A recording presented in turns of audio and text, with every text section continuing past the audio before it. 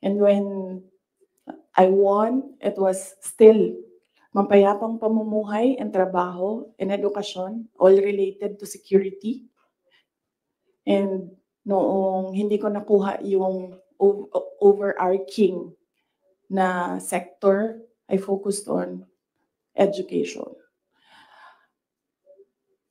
Siguro yan na rin yung sagot sa unang question mo. Paano ko nasabi na isubstantiate ko yung sinasabi ko? I don't ever remember may platform siya na sinabi kung anong gagawin niya para sa bansang ito.